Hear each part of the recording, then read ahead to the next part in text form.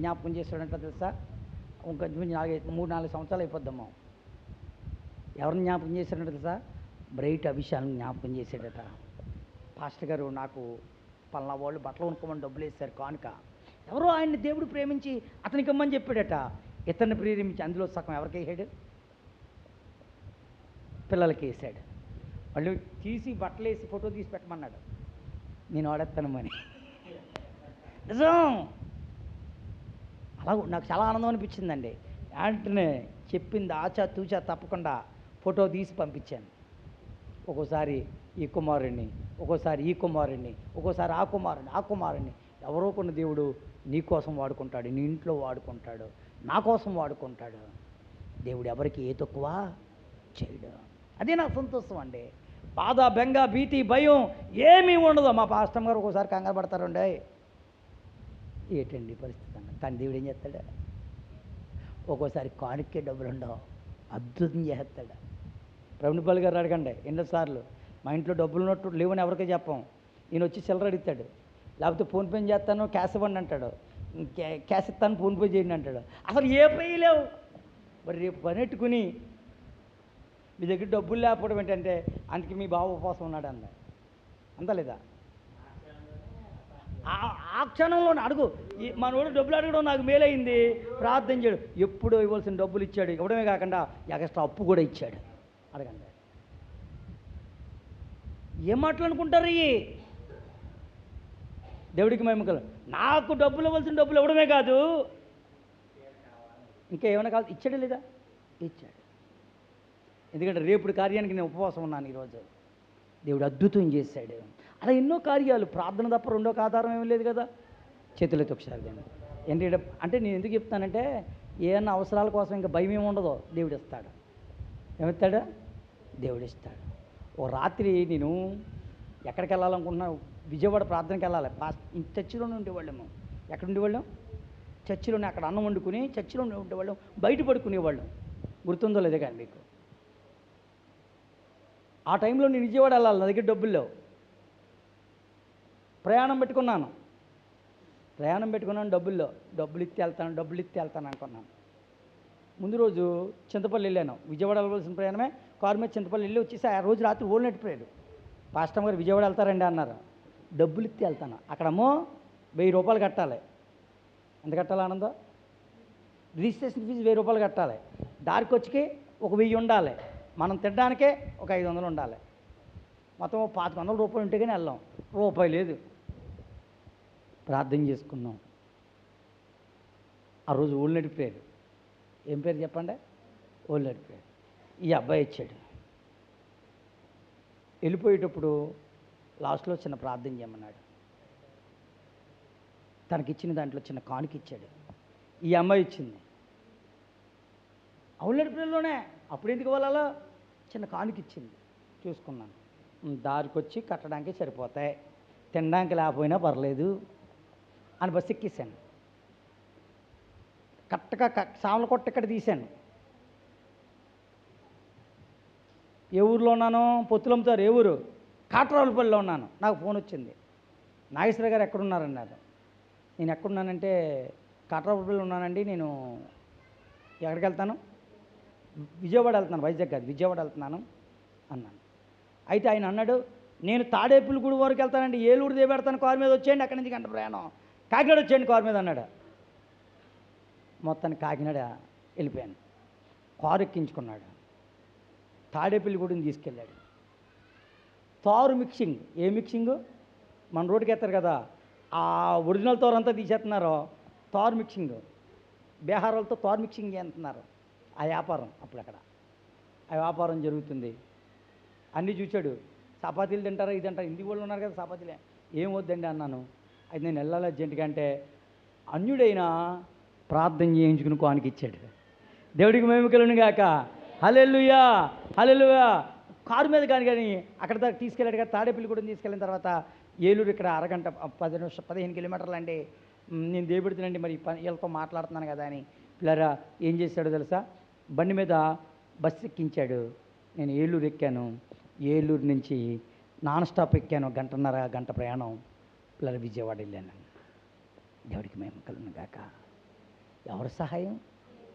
మళ్ళీ ఇతను ఊరుకున్నాడా? దారిలో పెద్ద రావులపల్లి అమలాపురం మంచి భోజనం హోటల్కి తీసుకెళ్ళాడు, భోజనం పెట్టించాడు. అది కాస్త రంజాన్ మాసం. పిల్లలు ఏం చేశాడో తెలుసా? లోన్ తాళం వేసి డోర్లు వేసేసాడు. అది విచిత్రం చూడండి. అనవసరంగా నేను భోజనం చేశాను, మంచి భోజనం దొరికింది కానీ పని అంతా వేస్ట్ అయిపోయింది, టైం అంతా వేస్ట్ అయిపోయింది. ఇప్పుడు కారు తాళం తీయడానికి లేదు. కారు తాళం తీయాలంటే అద్దం బదులు కొట్టాడు. ఒక అద్దం బదులు కొడితే అన్ని అద్దాలో పగులిపోతాయి. ఎవరినన్నా పిలుద్దామంటే సాయిబులకి రంజాన్ అంటే ఎవరు రారు. అయితే ఇలా ఫ్రెండ్కి ఫోన్ చేశాడు. ఆ ఊర్లో ఆ ఫ్రెండ్ వెళ్ళి ఒక సాయిబుల్ని తీసుకొచ్చాడు. ఆ నమాజ్ చేసుకుని కరెక్ట్గా వచ్చాడు. 5 గంటలకు బయటికి నమాజ్ చేసి వచ్చేసాడు. నేను ఇప్పుడు రానండి, ఈయన వచ్చాడని వచ్చాడు అన్నాడు. అతను వెంటనే తాళం కోసేసాడు.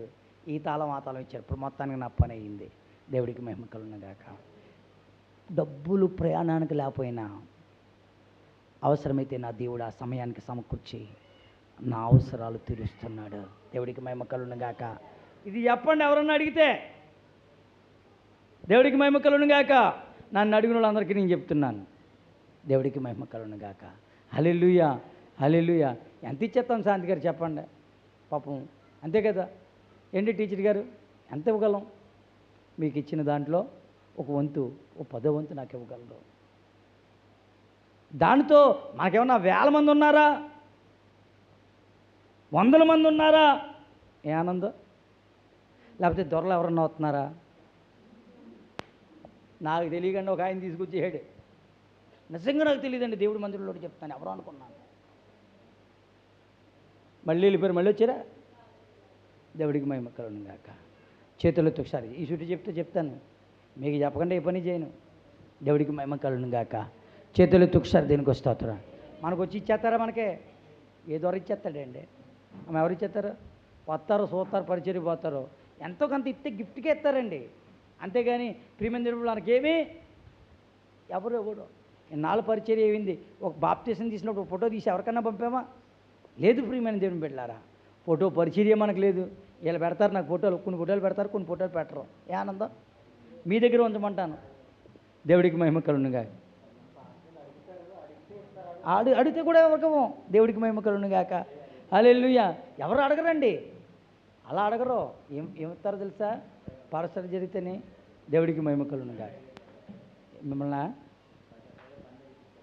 ఆయన అంటే వాళ్ళ కూతురి కాడి నుంచి ఇస్తారు. శిరోమణి పేరు, ఆవిడ పేరు సహకరిస్తారు. అలా దేవుడికి మహిమ కలుగునుగాక. ఆ దొర ఆ దొరసాని పేరే శిరోమణి పాస్టర్ గారు పేరు పెట్టారు. అప్పుడు ఆ కృతజ్ఞతగా ఏమి ఇచ్చారు చెప్పండి? బండి ఇచ్చారు. దేవుడికి మహిమ కలుగునుగాక. మనకి ఎవరి పేరు పెట్టాం, ఎవడు వస్తున్నాడు, ఎవడు మంటికి వస్తున్నాడు. దేవుడికి మహిమ కలుగునుగాక. ఆ లాజరస్ గారు ఈ మధ్యన మీటింగ్ ఎట్టివాడు దానికి ఇప్పుడు 3 నెలలకు ఒకసారి పెడుతున్నాడు. సేవకులు తరపేది నేను కూడా పెడదారనుకుంటున్నాను. మీ అందరికీ సేవకులు తరపేది ఇచ్చేద్దారనుకుంటున్నాను. ఏం తరపేది? ప్రసంగం ఎలా చేయాలో ఆనందకొచ్చు, జాయ్కొచ్చు మీ అందరికీ రావాలి. ఇది నా ఆశ. ప్రసంగం ఎలా చేయాలి, వాక్యం ఎలా చెప్పాలి, సువార్త ఎలా ప్రకటించాలి. ఇది ఎవరి పని? పాటగారి పనా? పీరమత్తి గారు ఎవరి పని?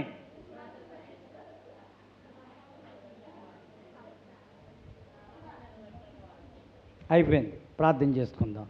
ఎందుకు చెప్తున్నానో తెలుసా? ఏమున్నా లేకపోయినా సంతోషంగా ఉండడం నేర్చుకున్నాను. ఇచ్చిన స్తోత్రం, ఇవ్వకపోయినా స్తోత్రం. నా అవసరాలు నీ దేవుడు తీస్తాడని నమ్ముతాను.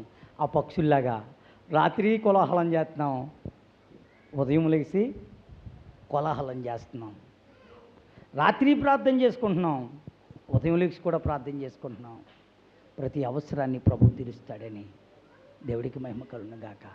అంతే కదండి రుతి గారు? తీరుస్తాడు, తీర్చడా? పిల్లలు తీరుస్తాడు. దేవుడికి మహిమ కలుగునుగాక. నిజంగా ఎలా తీరుస్తాడో నాకు తెలియదు. భర్తలు ఇవ్వకపోయినా పాస్టర్ గారికి ఏదో ఒక ఇవ్వాలని ప్రేరేపించి, ప్రేమించి, అడిగి ఏం చేసుకుని అడుగు తీసుకుని వచ్చే మనసులు కూడా దేవుడు ఇస్తున్నాడు. ఇదంతా కేవలం ఎవరి కృపను బట్టి చెప్పండి? దేవుడి కృపను బట్టి. దేవుడి సన్నిధిలో సంతోషం గల మనసు ఆరోగ్యాన్ని ఇస్తుంది. సంతోషంగా ఉందాం, ఇచ్చినా ఇవ్వకపోయినా. ఏం జరిగినా దేవునికి స్తోత్రాలు చెప్దాం. మన అవసరాలు దేవుడు తీరుస్తాడని దేవుడిని మహిమపరుద్దాం. దేవుడి మాటలు దీవించును గాక. 4 విషయాలు నేర్చుకున్నాం. నెంబర్ 1, ఆరోగ్యంగా ఉండాలని సూత్రం. చెప్పరా బ్రైట్?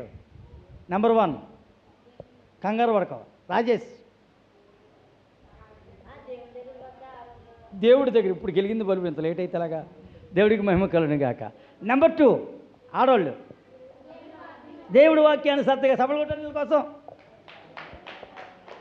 మగోళ్ళు నెంబర్ 3 అంత స్లో బల్బులు భయభక్తులు కలిగి చెడితనాన్ని విడిచిపెట్టాలి. నెంబర్ 4 ఆడవాళ్ళు అది వాళ్ళని కొట్టాలి, చప్పట్లు కొట్టి దేవుడిని మహిమపడతాం అంటున్నారు. అయ్య బాబా అంటున్నారు. దేవుడికి మహిమ కలుగును గాక. హల్లెలూయా. చేతులు ఎత్తి ఒకసారి దీనికి వస్తా. అలాంటి కృప దేవుడు మీకు దయచేయను గాక. ఆరోగ్యాలు ఇచ్చును గాక. దీర్ఘాయుస్తు నింపును గాక. దేవుడి కృపలో బలపరచును గాక. ప్రార్థన చేద్దాం.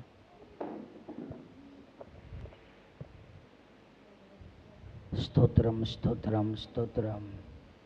హల్లెలూయా.